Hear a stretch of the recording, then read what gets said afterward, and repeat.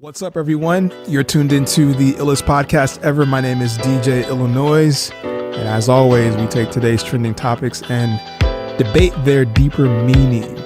We encourage your feedback and comments. If you've got 2 cents about today's show, hit us up across all social media channels: Instagram, Twitter, Facebook, at illest podcasts. Now let's start the show. Here with my esteemed colleague, Sam. How are you, Sam? I'm great. Thank you for having me. Everyone has heard what's happened, right? But if I was to kind of summarize it, we have an influential man who's in power, right? And this could be any man in any industry, at least the way that I see it. Sure. This is not just restricted to Hollywood. And what was frustrating for me as I'm seeing this thing pop up in the news cycle with new people coming forward was for every celebrity that came forward, there was someone who was without an identity and some other very regular ass job who dealt with the exact same thing, right? Yep. So for me, it was not to discount the validity of any person coming forward, but I always have this desire to want to root for the person who doesn't get a chance to tell their story or have a chance to be taken seriously, right? Because obviously we get fired up about the celebrity. It's easy to say, when any person comes forward with any story, you're like, oh, I can't believe that Angelina Jolie had to deal with this. Right. Right. But what about Susie at the grocery store? The office aide who, happened to walk in at the wrong time. Yeah. Exactly. So I'm imagining you've had some time to think about this. What's been your high level summary so far? Or your feelings thus far? The overwhelming feeling, which isn't really a feeling, I guess, but I would call it numbness. I guess followed by anger, certainly anger at Harvey Weinstein and certainly anger at all of the powerful men who have ever abused their positions of power. But more angry that people are so shocked. Really? Yeah. Of course he was doing this. This is the system that everything it falls under. Any man can do this. I'm not saying that any man does do this or any man will do this. Certainly not. There are men who have integrity. And there are also many men who do this. This is of course. And every time I hear, I was so shocked. I'm so shocked that this man who has everything could be. It's why are you so shocked? If you're shocked, you're not paying attention. If you're shocked, you're not listening to the women in your life who are telling you their experiences. Right. That's what makes me angry. That makes sense. There was something for me that I had to kind of reevaluate my, dare I say, privilege.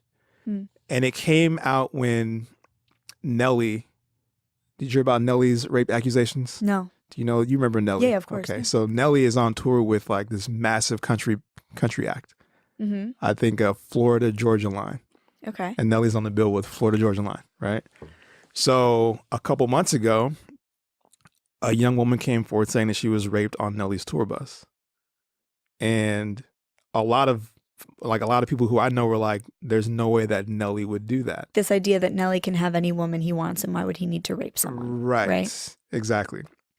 So why that the way you said it is exactly it. Right. Why would this person need to do that? And it was interesting because Bill Maher had made a joke about that as well. He could have cleaned himself. He could have had anyone he wanted if he was a nice guy, clean himself up, whatever. But it's a crazy idea to me because a lot of people feel that. A lot of people are like, why would this person need to do that? Right. And that's a crazy idea, right? Well, no. It comes from an ignorance of what rape and sexual abuse and sexual harassment often is. And what it often is, it's very, as far as I understand it, and from what I've read and from what I've talked to people about, it's very often not about sex. It's very often about power. And so men in positions of power, like to sort of test the limits of their power. How powerful am I really? Can I do this without getting away with it? Right. It's like a kid. When you're babysitting a kid, they want to see, are you going to let me get the candy? Are you going to, how late can I stay up past my bedtime? Like, Right. they're testing the limits. And so it doesn't surprise me that that powerful men do this often. And it also doesn't surprise me that there's confusion in our society about why that happens. Why is a man who's powerful more likely, and men are by nature more generally, generally more physically powerful than women, simply because of size. Right. And so this idea that, like, why would a man do this? It must be related to sex. It's really very often like a power struggle thing. Maybe they don't feel powerful in their own lives, or maybe they do and they're testing the limits. And so here's this woman who's less powerful than I am, who has less clout, who perhaps nobody's going to believe her. Let's see if I can get away with this. That, as a logical person, it's still hard to wrap my brain around that. Mm-hmm. And like you said, it shouldn't be shocking. And like, if you take a step back, it's not as shocking. Mm-hmm. But I guess my frustration comes in the form of, we knew about these things before. In the same way that you said, this is not new. These things are not new. A lot of the things that have come up are having to do with people who have made these claims before, right? Right. Right. Like, oh yeah, I mentioned this to you years ago when this thing happened, Mm-hmm. right? Quentin Tarantino came forward saying, I knew about this. I knew about this from top to bottom, and I didn't say anything about it. And that must be shocking for, I think, someone who I would assume has some level of integrity, right? Where they're like, sure, yeah. You know what I mean? Like, if you're like, without any scruples, just like, oh, whatever, this not going to stop what I got going on. Right. But he comes forward and he's just like, damn, like, I knew about this stuff, Mm-hmm. and I didn't do enough to combat it, right? And it's a beautiful thing that he is saying that, because, and I'm, obviously I don't condone not speaking out if you're a powerful man. I think that it is the responsibility of other powerful men to call out powerful men who are abusing that power. Right. So it is Quentin Tarantino's responsibility. It is, Jeffrey Katzenberg's responsibility. Of course, all these men knew. Right. And I think there's been a lot of people, a lot of articles written about how it is not the responsibility of the survivor of abuse to come forward. It is the responsibility of the men who see the abuse happening to come forward and be allies for the people who are survivors. And I completely agree with that. And I don't think it's going to happen. Why not? Because Quentin Tarantino has nothing to gain and everything to lose from calling out Harvey Weinstein. And I think that it is unrealistic to expect people who are profiting from a patriarchal system to call out that system. It may be absolutely their responsibility. I do not think it's going to happen. Does that mean that it is the women's, the survivor's responsibility? No. But there are plenty of times in this world where responsibilities go unfulfilled. And I think this is absolutely one of them. That's a tough one, because it makes me think of people in media today who I admire for, like, falling on the sword, if you will. Mm-hmm. And not to take a turn, but one of those times is when I think about is like Colin Kaepernick, who's not working anymore, Mm-hmm. right? And it's made me ask myself, what is actually, like, to what degree are we saying my morals are worth more than this job or this industry or this thing, right? And for me, that's also made it difficult for me to actually, like, pursue or be involved in music and DJing, Mm-hmm. because of the misogyny in the music, right? Mm-hmm. So, like, there are these moments where I'm like, yo, I cannot play this, right? Oh, okay, like the songs themselves. The songs themselves. Okay. Like, for example, The Weeknd. Mm-hmm. People love The Weeknd. Mm-hmm. But I'm the kind of person that will sit and listen, like, sit with an album and That's listen really cool. to what the artist is saying. And halfway through it, I'm like, okay, this is banging, but this is some of the most misogynistic shit I've heard in a long time. Right. But The Weeknd, they seem like such nice guys. Like, how can they be misogynistic? Like, are you sure you're not looking too much into this? You know, those are the things that what you just said is brilliant, and I love that. And The Weeknd is not is not a band that is generally thought of when you think about misogyny. No. You know what I mean? But if you're really listening to the lyrics, this stuff is so ingrained in our minds that we can blow right past it. Yeah. Yeah. And you're taking the time and sitting down and listening, and that's what's needed is awareness. It is. And it's tough because, like you said, there's nothing to gain, I think, in someone standing up, right? But it also sucks because I imagine when I tell people like, hey, are you listening to the things are you listening to this? Are you watching this? And sometimes people are like, yo, just don't ruin my fun. Like, I'm having a good time here. Don't fuck this up for me. Just let me enjoy this for what it is. I wonder, and again, like for me, it's like The Weeknd as an artist is someone who is those songs are not made for me. I'm not the target audience. The songs are made for women, yet they're drenched in misogyny, right? So, and I'm not here to point fingers at anyone, but it's just when I think about the responsibilities that I have as a man, right, to stand up for things and to kind of say like, hey, hold up, that's not right. Or you know what, I'm not going to promote this because I think it devalues women or it sends the wrong message. Or just know if you're going to play it, just understand what it is, right? If you're going to listen to it, just know what's happening here. It's hard for me to, on the receiving end, hear someone say like, I still like it, right? It's tough for me to take that because for me, I'm a firm believer of saying like, meet me halfway with what I'm trying to do for you, right? And it's a slippery slope for me because I think about as a man, my responsibility to take care of a woman in that regard, right? To say, well, look, hold on. To protect. Yeah. For me, it's to protect anyone who can't protect, who I don't say can't, but may have a harder time protecting themselves in whatever because of oppression for whatever it is. Yeah. If they're an innocent child or an elderly person, whatever that circumstance is, I'm like, wait a minute, hold on. I have to do something because it's my responsibility to make sure because they can't for whatever reason, right? It's tough for me, though, to defend things, whatever they may be at the same time, where the person on the other end doesn't want to be defended, right? Yeah. Like, that's a hard pill for me to swallow at certain times. Sure.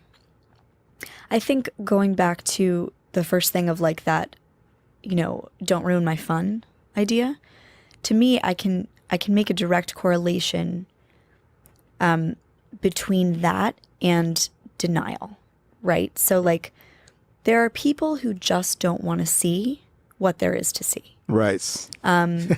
Yes. And so there are people who feel maybe that they're put on this planet to help others, to become awake, to learn more about themselves and the world, to analyze and look at the world around them and suss out what's right and what's wrong and become more evolved human beings, right? And then there are people who look around the world and see what they can get from it. And then there are mixtures of those people, and I don't think that we can necessarily blame those who are steeped in denial, who just don't want to hear it, because everything, including denial, is a defense mechanism, right? So there's an aspect of what you're saying that threatens them. They don't want to think of themselves as a misogynist, but they like The Weeknd, and they don't want to stop liking The Weeknd. Right. You know what? I like The Weeknd. Right. When it comes on the radio, I listen to it. For sure. But if I am in that moment in my car, really aware of what they're saying, and really listening and breathing and checking in with myself, am I still going to like them? Or am I going to change the station? And I think that's what we're missing. I'm not going to tell you what everybody in the world is missing or what everybody in this country is missing or this is what you need to do. But what has helped me personally is the awareness, is really getting clear about what's happening. And I think that, it's so easy to kind of get up get caught up in the noise and the haste of life, Right. you know, and so easy to make our brains numb and our hearts numb and just kind of give into the fog that comes from constantly looking at our phones and getting in our cars and whatever. And it's a lot easier to be in the denial than it is to be in the discomfort of like really looking at something. Okay. Let me ask you on that note, I want to ask you a lighthearted question. Please, yes. Okay. So we have artists like The Weeknd or any creative outlet. I saw Jerry Seinfeld on Steve Colbert, and they were talking about who inspired them the most in comedy. Mm-hmm. And Jerry Seinfeld said Bill Cosby. Mm. And he explained why. He was like, oh man, those Cosby LPs, I just put them on and this and that. And Colbert said the truth behind what Cosby did doesn't ruin that for you. And Seinfeld was like, not really. And it was like silence. So it was a very weird sort of moment for the both of them, right? Now Seinfeld he's never given a fuck, I don't think. I think he's kind of just like, I'm just living my truth. I say what I feel. Mm-hmm. And if you don't like it, then whatever, right? So he's like, yo, I'm not changing for me. And Colbert is trying to convince him that it should, change his opinion, right? And Colbert's like, yeah, I used to listen to those LPs to get me through a very difficult time in my life. And I think he had someone in his close family died. I don't remember who it was, but the Cosby LPs would cheer him up. And they cut to break and they come back and Seinfeld's like, you know what? I changed my mind. It's not the same anymore. I can't listen to it. So for me, I ask people that question when it comes to certain artists, when they know the truth behind what they've done, right? So I'm not sure who we were talking about Chris Brown on the internet, having this debate. And it was like, you get in the Facebook debates and people were like talking about things and Chris Brown came up and people not being able to listen to the music. And I threw up the question, do you turn off Michael Jackson when it comes on the radio? Knowing like his history of pedophilia, right? So without getting into the debate of like, did he do it or to what degree it was done? There's some truth to that, right? And I asked people like, can you turn off Billie Jean when it comes on? Like when Halloween comes, you're gonna not play Thriller? You know what I mean? Like to what degree does the creation transcend what someone's done? That's a really good question. It's a question that's been asked probably in countless podcasts, and it's always valuable to talk about. What about for you? Specifically for you, though. Specifically for me. Yeah. Not for the rest of the world. And we're not here to like judge anyone, because my whole thing is if someone's like, look, I just love it, I can't change their mind on that, I will say, okay, well, that's fine, because I get it. I still play the music too. It's hard to not, right? Just like we talked about The Weeknd. But for you, are there any moments in your consumption of art or commerce or anything where you're like, I can't support this because I know where it's come from? Yes. I'll say this. I don't watch Woody Allen movies anymore. Really? Yeah. I want to say something about this because I think it's such a good question. The art that these men have made is perhaps fantastic, legendary art, right? Mm-hmm. And if we were really awake to what it means to sexually abuse someone, I don't think that we would be able to continue to consume it. Mm-hmm. Now, if you want me to, I'm going to get like a little dark here. It's fine. And if you want it, like, if you don't like it, take it out. No, it's all good. Let's dissect this, right? A woman goes into a man's room, and perhaps the lighting is a little bit darker than she had expected. And there's a candle right by the bed. She doesn't know why there's a candle because she wasn't even expecting to be here. So she's confused. She's caught off guard, right? All of a sudden, out of nowhere, she's pressed up against a wall. There's an enormous amount of weight on her, and somebody is slobbering on her face and they're touching her in places that she doesn't want to be touched. And this all happens in the span of maybe 3 seconds. Her body then goes into survival mode, which is called fight or flight mode. Her nervous system starts firing up. Her brain becomes foggy. Her heart starts pounding. Her legs maybe go weak. Her body is preparing for this encounter the way our ancestors may have prepared to be eaten by a lion. Our bodies are literally producing the same physiological reaction as our ancestors' bodies did when they were being chased by a predator. So she can't really think or do anything with that kind of physiological response happening in her body. All of a sudden, she's on the bed. She doesn't know how that happened. He's got so much weight on her. Maybe she feels uncomfortable saying no, or maybe she's screaming no. Either way, she's in a complete and total panic. This is the worst moment of her entire life. All of her power has been stripped away. Maybe she's reminded of a previous time she's been assaulted. Maybe candle wax drips onto her eye, but he doesn't care. Maybe he's pulling her hair and she's telling him that it hurts, but he doesn't stop.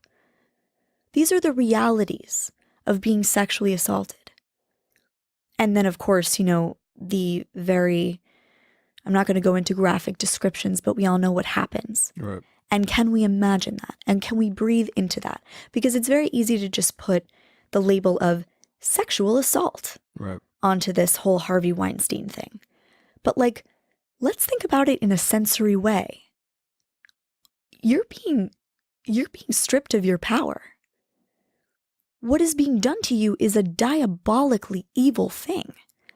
And I think that, because we put it under this sexual assault thing, that's the way that the New York Times describes it, and that's the way that we describe it when we're trying to be PC. No, you're being destroyed.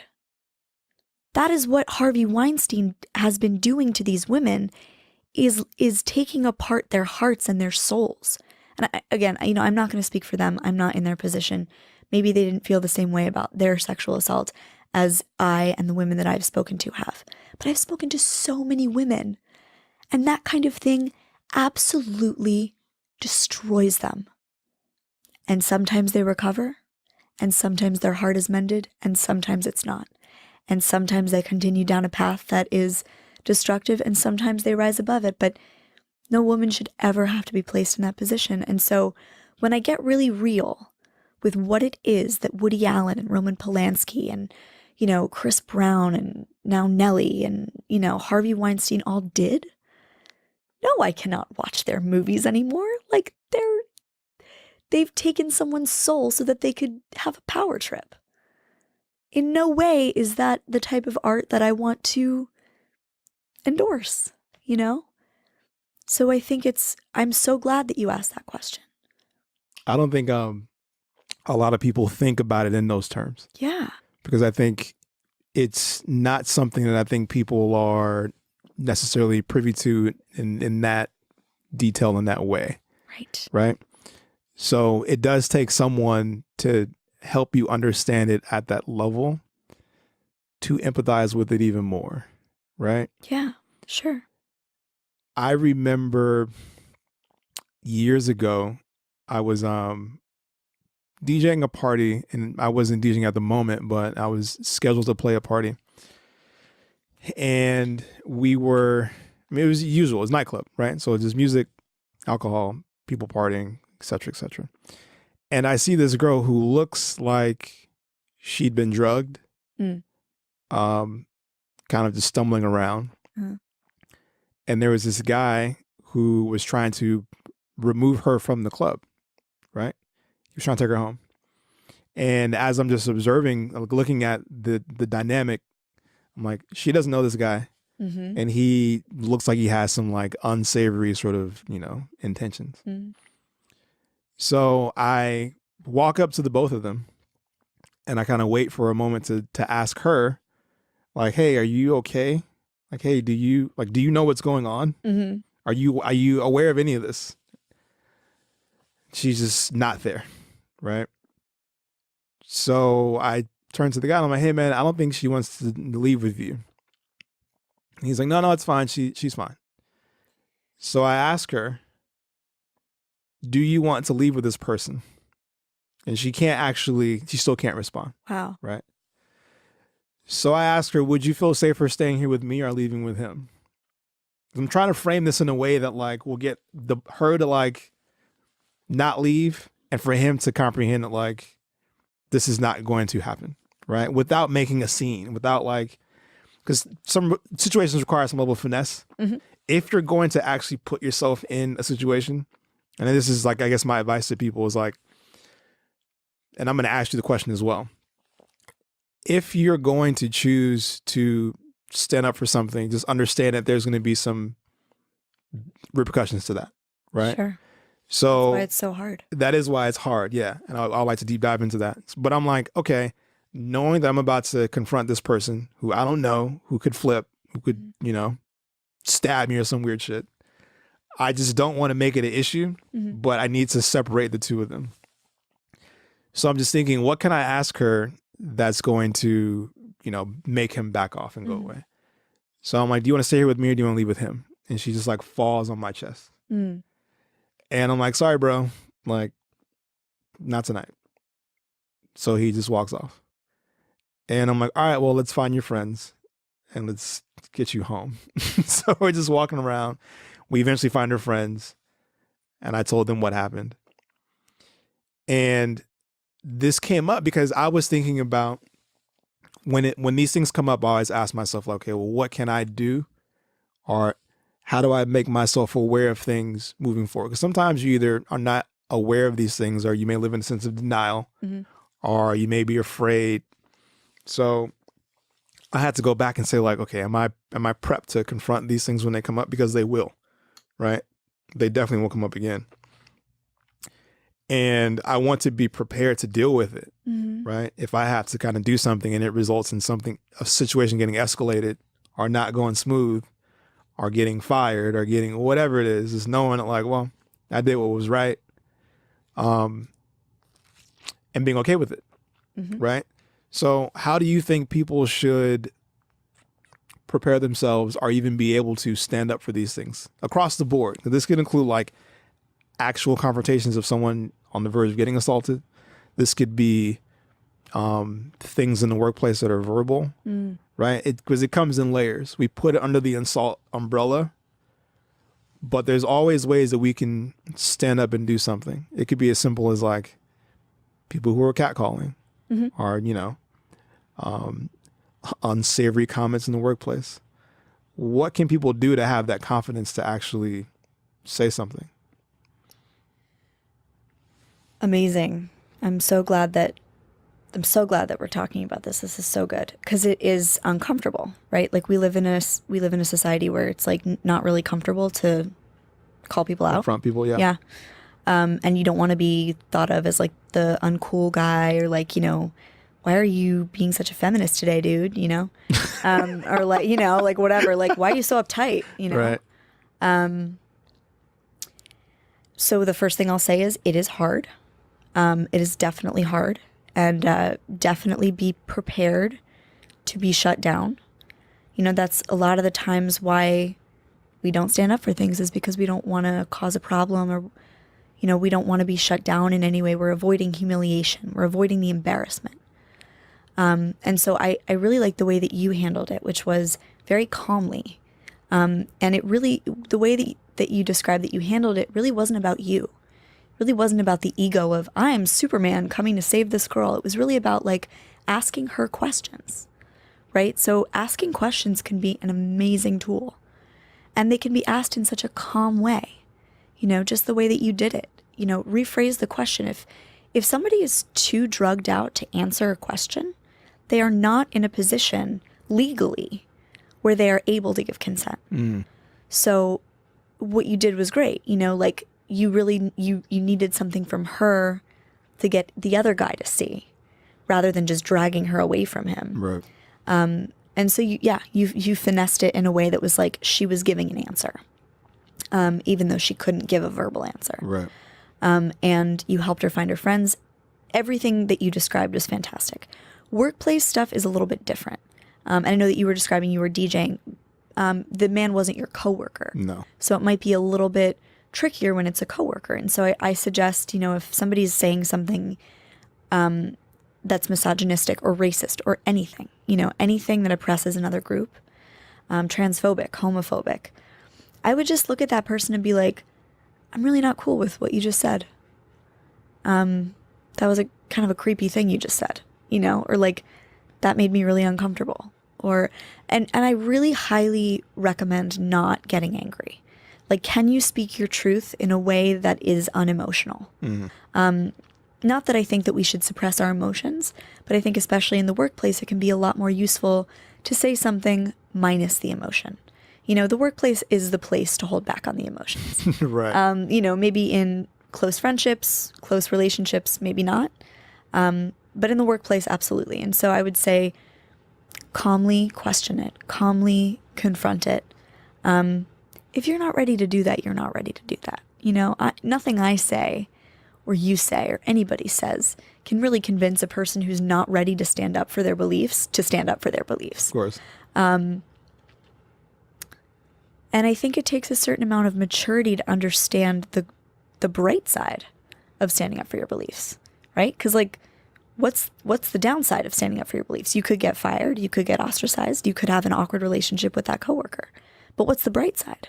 We're always so focused on the downside, but like, the bright side is a general sense of integrity if you're doing it for the right reasons. Right. If you're doing it to seem like woke, it's just like, you know inside of yourself that you're doing it out of an egotistical reason. Right. I'm trying to stand up for the women so that the women will know and then I'll get laid. You know what I mean? For sure. But if you're doing it because you've experienced that it's wrong, then you will sleep easier at night.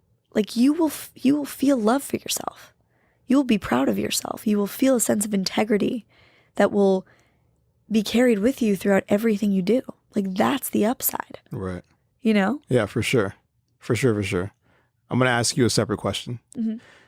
And the reason why I ask this question is because when I think about people, some of the people like Harvey Weinstein who develop a pattern of, I don't want to just use the word abuse because it ranges a spectrum, but people who are like serial whatever, that's just their jam, right? They default to doing that all the time, right?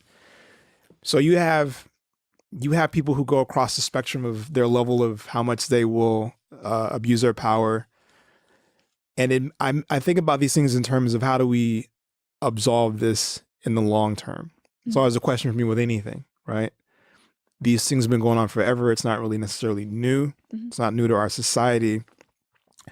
But this debate was sparked online that I was engaged in a couple of days ago with my friend Nathan Martell. So shout out to Nathan and his hot takes on the internet.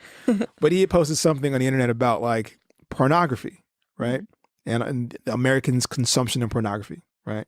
And he'll just post some shit and all of his friends will just dogpile onto it. I'm like, oh, this is hot, right? And one of the first responses had to do with legalized prostitution. And this came from a female, right? So I'm trying not to get too wound up in this discussion. You can get lost in those and like reading the comments, people's like responses to these things. But for me, I had to say something. And I was just like, people can make their own choices. And I feel like some people may be equipped for that sort of thing, this idea of this transaction. But to me, it just tied into the idea of how far that we as human beings have objectified ourselves and each other, right? This idea of people not really being human beings, but just being an object or a thing in our device, something you can swipe left or right, something you can like, right? Objectifying yourself in ways where like, oh, I'm receiving feedback for over-sexualizing myself. And what does that mean? Right? And I was just like, look, I just can't get down with the idea of anything that endorses a human being being an object, right? On both ends. Because for me, when I think about it, it's like, not that this is like an anecdote for these problems, but when I look at some of the comments that people make, like, what was that girl's name? Donna Karen came out and she was talking about like the way women dress. Did you catch her comments? No. Okay, I'm going to read it real quick. Please, yeah. Okay. how do we display ourselves? How do we present ourselves as women? What are we asking?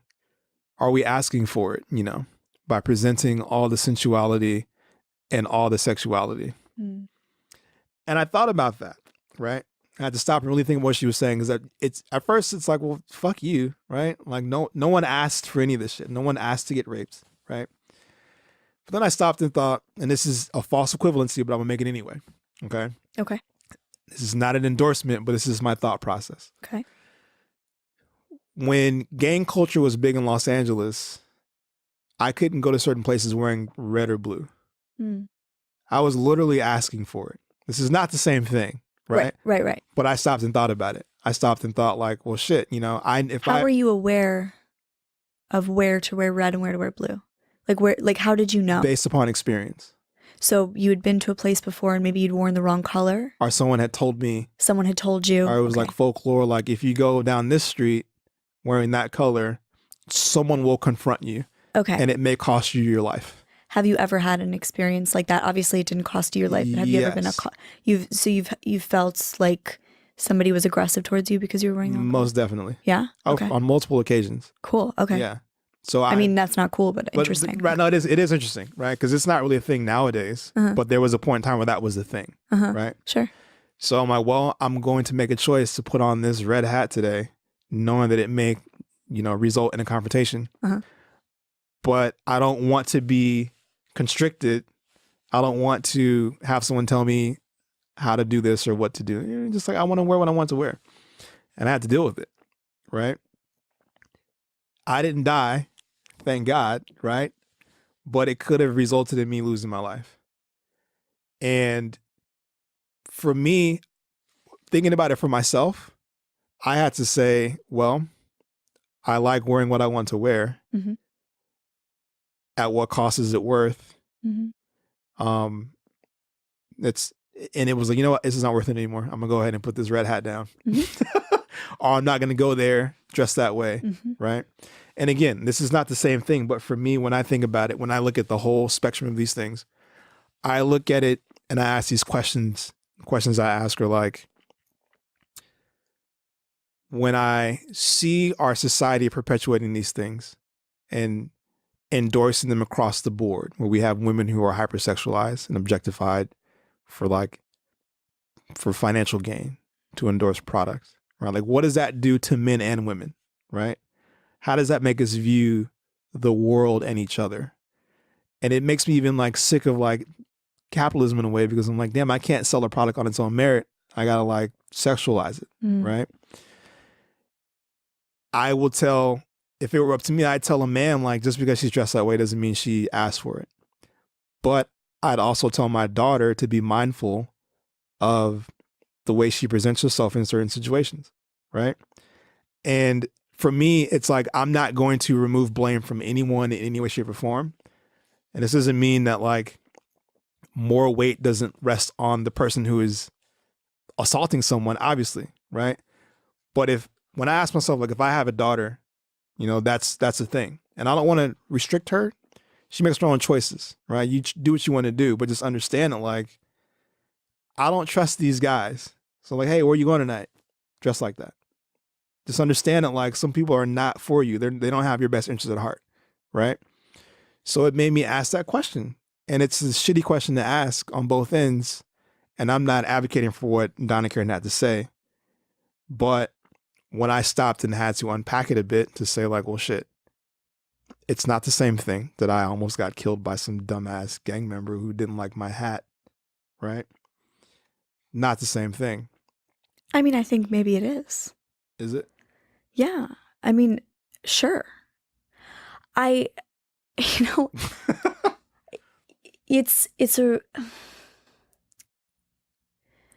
what I want to say about that is a couple things.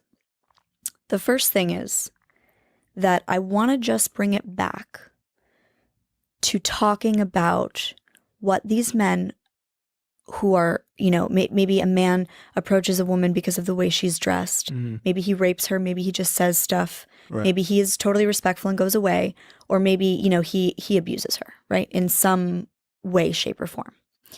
I want to bring the focus back to like what the man is actually doing, which is if it's an abuse situation or like an assault situation, he is actually physically imposing his body onto her body in the same way that a gang member might literally kill you if you are wearing the wrong color hat. Like that behavior is so normalized in our culture, but like if you really think about it, that is fucking absurd. Like these people are insane. Like this is so normal and so many people do it and it has become so accepted, and it's like it's become so accepted that we're not even looking at how fucking crazy it is.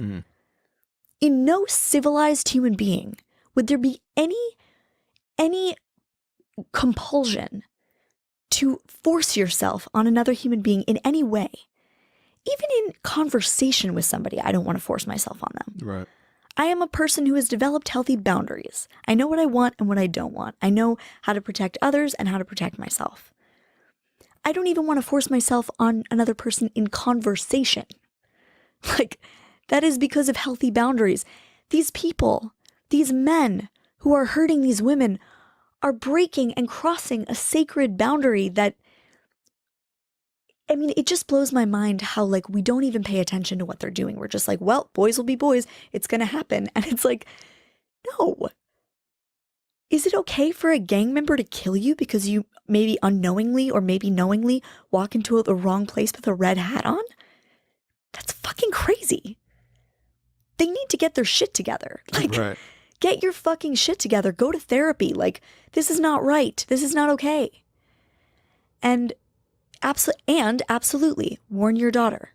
You know, I don't want you going dressed like that. Absolutely. Is it a shitty thing to have to tell your kid? Sure. Why is it shitty? Because inside me and inside some of the women that I've spoken to, there is a very strong and beautiful sexual impulse. And we don't talk about women's sexual impulse because it's not kosher to talk about. But we want to be viewed as beautiful. I mean, I'm not going to speak for all women, but I'm going to speak for myself. And I'm going to speak for a lot of the women that I've spoken to. We want to express our sexuality. We want to feel sexy. We don't want to be degraded. But we want to feel sexy. We want to feel beautiful. We want to feel like people are looking at us maybe. Or maybe not. We want to feel like they're looking at us in a way that honors us. That is a completely normal and healthy female impulse.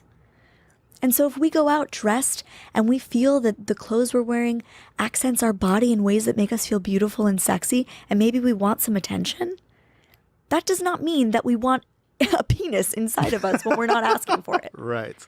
Wanting to be looked at and admired and seen as beautiful is a completely different impulse than wanting sex. In a woman, in me. Again, I'm not going to speak for other women. I don't know what other women feel. I know that me and the women that I've spoken to have expressed this deep, overwhelming desire to like express that, because we never get to, because God forbid we do, we get catcalled or we get raped or we get called a slut. I mean, some of the most beautiful experiences in my life have been sexual. And to force an entire gender of people to forego those experiences because of the dangers that might befall them if they decide to express that, that's so fucking sad. That's so sad. It is. And so, I mean, it's a fucking flawed world and yeah, and all of that. But this is maybe another perspective on like, you know, maybe it's helpful for some men to hear that a woman wanting to feel beautiful and sexy is different than a woman wanting to have sex. I think that is exactly it. Yeah. That is exactly it. And I think that's a lesson that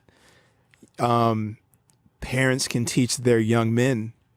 Yeah. Because I think we don't have I don't remember any discussions from my parents or anyone's parents for that matter that helped them comprehend the emotional motivations of the opposite sex. Right?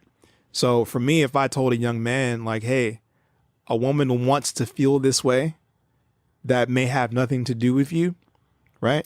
Well, I don't know if it's necessarily even helpful to tell a young boy or, you know, a young man what a woman feels.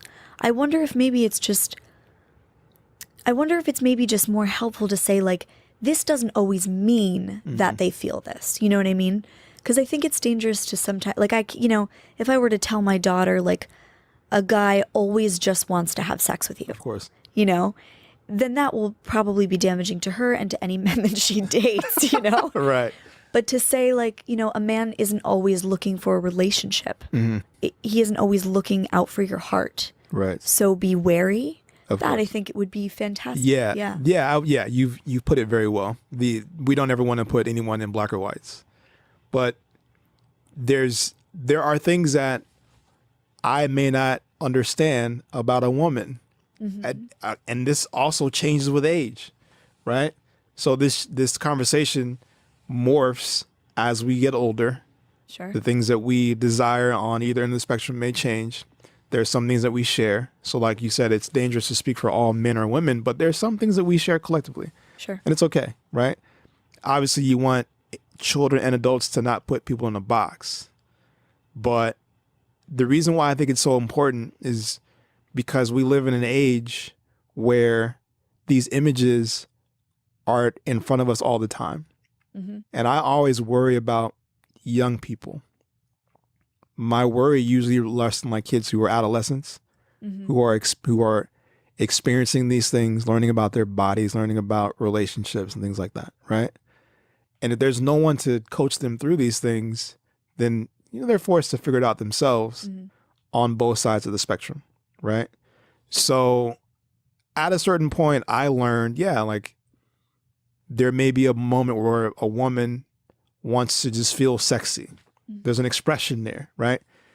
I think I framed it in my own head like, look, if a woman wants to do any number of things that make her feel a certain way, that's really her prerogative, right? And it has nothing to do with anything else but her wanting to do that, right? And I'm like, more power to you.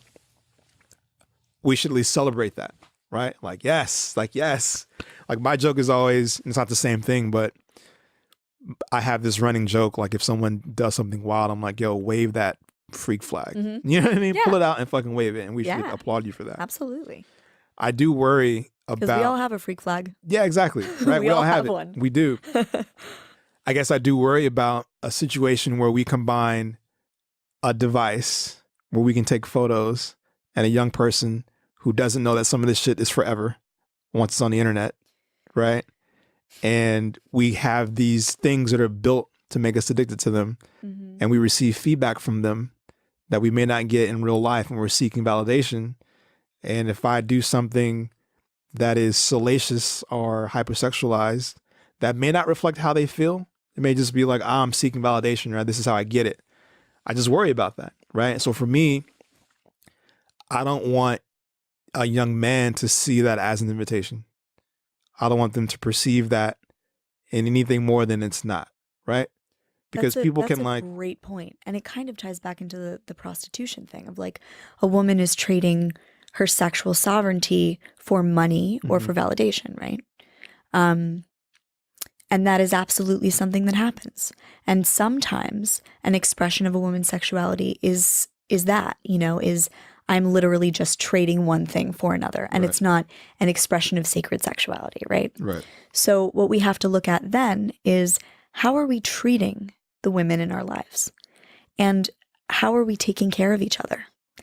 And how are we taking care of ourselves?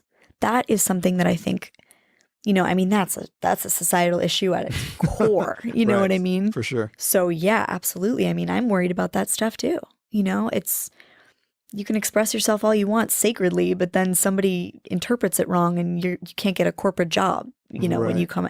But then also, a woman posts something online and then a man sees it as an invitation. Absolutely. All of these things are possible. And I think they're all symptoms of the way that we are sexually sick in this society. Facts. We are puritanical. And wait, what does that word mean? It means, talking about sex sort of makes us uncomfortable and we don't want to talk about female pleasure or even really male pleasure. Or like if you're talking about sex, that's gross. Right. Or like, it's too intimate and stuff like that. Like that kind of shying away from it, that instinctual, like the way you'd see a spider, you're like, Right, okay. That's what I mean by puritanical. And at the same time, we are completely in the business of objectifying sex. Mm-hmm. So what that is there's two sides of the spectrum and there's no in between.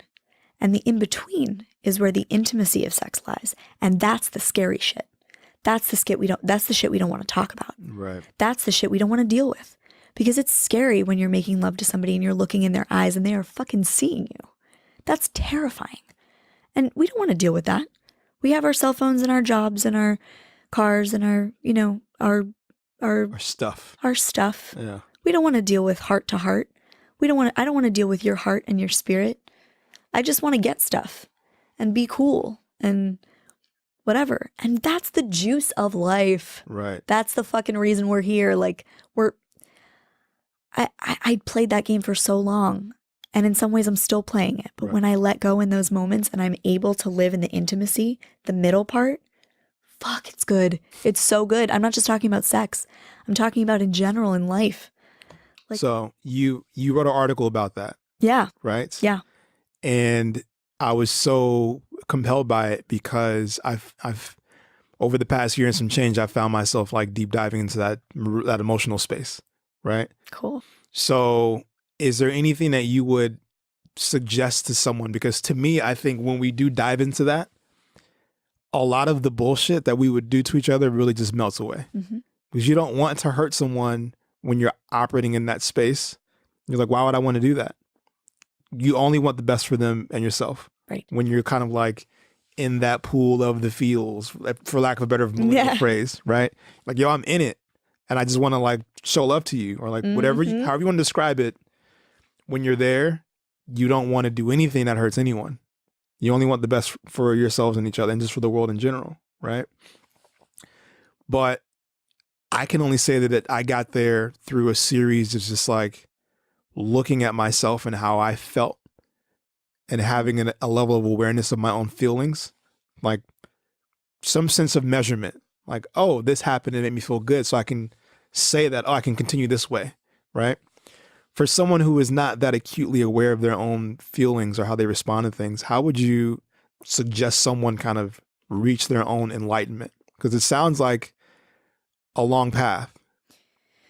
It can be. And I don't know how to get to enlightenment, but I know how to get more in touch with yourself. And the first thing I'll say is breath. Breath is one of the only systems in our body that is both conscious and unconscious. And so what that tells me, and I learned this, I didn't like figure this out, but it was really cool to me when I learned it, which was that since it's both conscious, we can choose to take a deep breath, and unconscious, I don't have to think about breathing. Right. My body will just take in oxygen no matter what I do. It is the thing that connects our subconscious, our feelings, our heart, with our conscious, our mind, our thoughts. Mm. So it's the ultimate way to get in touch with what you're feeling. And it is the first step. So you take a deep breath in. You can do this at any point in your day, right? Right. You breathe in, just very briefly check in with yourself. Right now I'm kind of hungry, slightly anxious, pretty happy. My throat feels a little sore. You could check in physically, vocally, right. Emotionally, psychologically, spiritually, the five things. There are probably 1,000 other ways. Financially, you can check in anyway. But just starting to like pay attention to that, it's a very small thing. Maybe set an alarm for yourself every 2 hours to just check in. And it'll change your life. It will change your life, because then you start to become less of an object to yourself and more of a person. Because we're really only objectifying other people because we're objectifying ourselves. Mm. Everything's a mirror. Right. As the new agey people say. Who I am totally a new agey person, so I'm making fun of myself. For sure, for sure. But yeah. Breathe. Breathe. And, 12-step programs, right. Therapy, talk to friends, thousands of resources. That's deep. It's heavy too. It's real heavy. Yeah. For me, I think about it because I'm like, how do we solve these problems? And in my head, I'm not going to make the tasteful joke. I'll save it for another time. But like, breathing will prevent you from doing a lot of stuff. Yeah. Like taking a moment to check in with yourself. And it will allow you to do a lot of stuff too. That too. Mm-hmm. Yeah. Yeah. It will set you on the right path if you have a moment to just like 3 pauses. I wrote down that somewhere like on a notepad, like just 3 pauses, just 3 breaths, and you'll choose you'll choose correctly. You know? Because how would your life be like if you could just breathe consciously? Yeah, right, exactly. And it's funny too, because when people start working, or if they begin a workout regimen, they can forget to breathe, right? Because they're just like, the stress is there and they're just holding their breath. And like, well, you need to breathe when you're doing this. You need to work. Well, because we're taught that heavy breathing is creepy, right? Heavy breathing is uncomfortable. That's part of the puritanical thing. And that's part of why when we exercise or when we're having sex or whatever, we don't let ourselves breathe because we don't want other people to hear us panting like we're creepy, right. you know? Right. But it's like, fucking breathe. Yeah. You're exercising. Facts. Well, do you have any, I think we're done. Unless you have any other gems you want to drop for the public. No, this was great. Check my notes real quick. Yeah. I'm curious about one more thing. Yeah. How did you feel about Lisa Bloom? Do you know Lisa Bloom? Lisa Bloom is Weinstein's attorney. Oh, yeah. Yeah. And she talked about how she was mentoring him or something like that. Yeah. Yeah. I was curious about that because one of the things to maybe draw a parallel is women coming in defense for other women. And for me, I think about it as a Black person, and there's this innate desire to want to come to the defense of any minority. Sure. Right? Like, I got your back because we're part of the same struggle. And that is, for me, it's anyone who has some sort of plight they're dealing with across the spectrum, right? Women, short people, tall people, like, man, it's really rough being a tall guy, isn't it? You know what I mean? Whatever it is, I'm like, I got your back, fam. Let's fight together. Yeah. But I found myself, and this may be an LA thing, but I found myself not feeling that support reciprocated by Black people, right? There were these instances where I'm like, we should be looking out for each other, yet we are not. Considering all the shit we have to deal with, we should be on the same page, working towards the same goal. And that's not against anyone else. It's just not to hurt each other, not to like, for me to try and get over on you and vice versa. So when Lisa Bloom came to the defense of Weinstein, I'm like, ooh, that's a tough spot. Everyone deserves a defense, I think. But, you know, I was curious for me that she would choose that role. I'm like, are you like, what is that? I mean, what is that? Who the hell knows? Some of these people are just soulless. You know what I mean? Maybe she's trying to save her job. She probably knew in some capacity. Maybe he didn't tell her about his conquests, but maybe she spotted an actress coming in, walking out upset from his office, and just figured it out. Well, she had a book deal that got done by him. Sure. Right. Yeah. So there was that piece of it. Yeah. And she later came out and saying, I'm like, oh, I really screwed the pooch on this one. This was a bad choice. You know? Yeah. I don't really listen to anything that anybody is standing up for Harvey Weinstein says.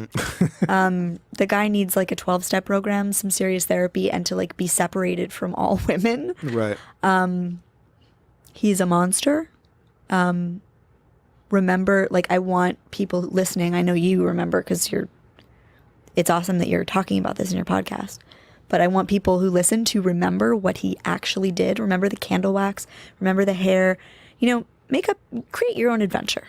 You know, go sensorially into the world of a sexual abuse survivor and see what it really feels like. You know, make your own story up. But like, I mean, it's just, yeah, Lisa Bloom. I mean, I'm not really even going to pay attention to anything that she's saying. It's not part of the conversation to think about, you know, a woman mentoring this person. This person needs serious help. Right. This person needs serious psychological help. This person should not be seen as a person fit to live in society. Okay. One more question. Sure. As you continue this enlightened journey. I'm definitely not enlightened, but I'm trying to be more aware. It is definitely a journey, right? We all, if we're on that path, we seek enlightenment, right? We seek to just know more and just operate in a better space. How do we deal with people like this in society? Meaning, is this something that we punish? Is punishment a thing? For people who are not vibrating in the space, I'll translate it as, What is an appropriate punishment for someone like this? For someone like Lisa Bloom or Harvey Weinstein? Harvey Weinstein. Harvey Weinstein. Or is it even appropriate? If you can answer, if you can summarize an answer, go for it. But if not, we'll save it for next time.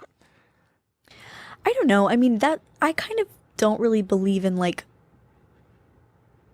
See, it's really hard to say. I mean, there's one part of me that's like, cut his balls off. You know, I'm just kidding. I do not really advocate for that. But there's another part of me that's like, this is a person who needs to be rehabilitated. Right. This is a person who needs like to literally be separated from women and his position of power, right? So like he needs to be taken down. He needs to be maybe placed in a facility where he can be watched because, you know, if he's let out into the public, he may hurt another woman. You know, you may think, or listeners may think that I'm being a little bit over the top or reactive or dramatic, but like, let's remember, he has done this to so many women. Like, and even if he'd just done it to one woman, it's a monstrous thing to do. So, rehabilitation, absolutely, and separation from the people he's hurt, and from all women, really. And I do believe that like people can get better if they're given the opportunity. Yeah. I mean, I think I don't necessarily believe that I don't necessarily believe in the criminal justice system as it is right now anyway. So if it were my world, he would be sent to a place where they're taking care of him and watching him, and he no longer has any power and can't be around women. But that doesn't exist really in the world. So I don't know. That's very nice of you. Because I was dealing with my response to that. Yeah, what would your response be? I don't even want to say it, but I'm like, because this discussion comes up a lot too with my friends, right? Like, how do you deal with this? And I'm like, you know what? Fuck it. Raper's Island. Just fuck it. Just like Raper's Island. One island. Yes. You can rape each other. Fuck Go it. on I don't your care. own fucking island. Yeah. You guys can hang out, sodomize each other. Perfect. Be savages. Yeah. I don't give a fuck. You just can't hang out here. Yeah. We have a box for you to hang out in, away from society. Away from society. That's the main thing. And you know what? If that's prison, do I believe Harvey Weinstein deserves a prison sentence? You bet your ass I believe that Harvey Weinstein deserves a prison sentence. I'm being idealistic saying he should be but yes, go to jail, Harvey Weinstein, for sure. No question. I know it's like that can be an unpopular statement to make. And I don't say it to just have a hot take, but it was hard for me to kind of like get that out of my head because I'm like, damn, dude.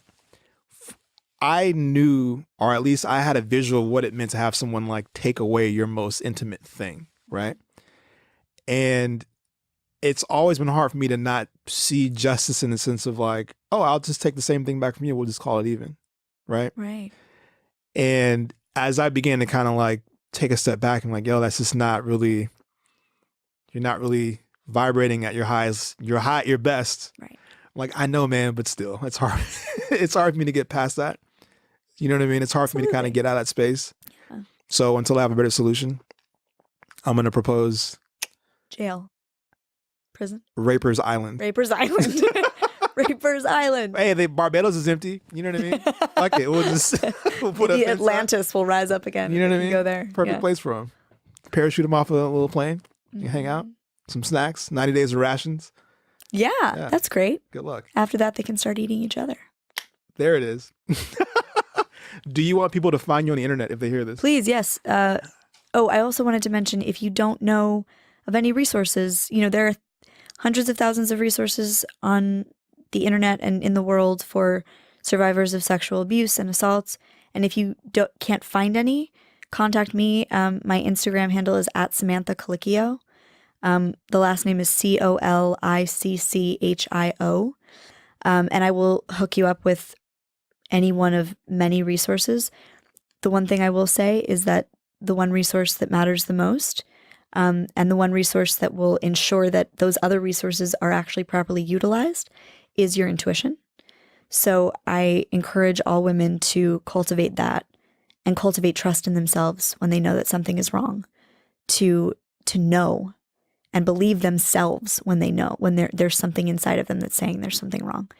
So yeah, any questions or comments or whatever, you can totally message me on Instagram. Thank you for that. Yeah. I hope there's some value for the listeners. We drop some value bombs. Value bombs. Dope. That's it.